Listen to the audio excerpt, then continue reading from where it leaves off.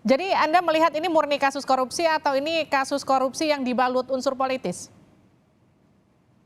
Ya, kalau dari sisi hukum tentu semua berbasis kepada alat bukti Hmm. ya. Nah, alat buktinya juga nanti akan diperlihatkan oleh jaksa penuntut umum. Nah, soal kemudian apakah di dalamnya ada aktor politik, saya yakin ada aktor politik karena Pak Joni sendiri adalah seorang politisi. Begitu juga tim-tim ahlinya itu kan juga dari unsur politik, bukan birokrat gitu ya. Dan juga terkait dengan perusahaan-perusahaan pemenang tender maupun yang tidak ikut tender, itu juga harus ditelusur dan dibuka kepada publik Hmm. apakah ini juga ada unsur-unsur politiknya. Nah, yang terakhir, apakah ini juga kemudian dipolitisir? Nah, tentu itu di luar wilayah hukum. Bahwa kemudian kasus ini akan diseret untuk keuntungan-keuntungan politik, tentu itu sudah bukan merupakan jangkauan dari wilayah hukum. Oke. Secara hukum yang harus dilakukan oleh kejaksaan adalah membuktikannya di depan persidangan, Mbak Livi. Kalau tadi Anda mention seolah-olah ada pihak-pihak yang untouchable, nggak bisa tersentuh di kasus ini, artinya kalau menurut Anda apakah potensi tersangkanya cukup di 8 orang ataukah ada terbuka potensi orang lain? Harus dibuka lebih jauh gitu ya. Ya kita melihat di sini misalnya dari sisi korporasi.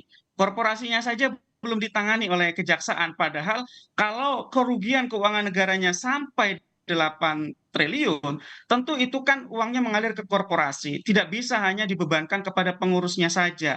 Orang yang memiliki hubungan pekerjaan maupun non pekerjaan ya, ketika korporasinya menerima manfaat tidak melakukan pencegahan dan Hmm. melakukan pembiaran, maka korporasi tersebut juga seharusnya dijadikan sebagai tersangka untuk kemudian didakwa di depan persidangan. Kenapa? Karena tujuan utama dari upaya pemberantasan korupsi Hmm. seharusnya adalah aset recovery, mengembalikan seoptimal mungkin kerugian keuangan negara Oke. yang telah hilang. Nah, itu hanya bisa dipenuhi oleh korporasi karena korporasi lah yang punya kekayaan yang cukup untuk mengembalikan kerugian keuangan negara tersebut. Mas Tetapi Zainur, sekali kalau lagi, dari dirunut dari PPP perjalanan kasusnya ini ada potensi kemudian masuk ke pasal pencucian uang nggak?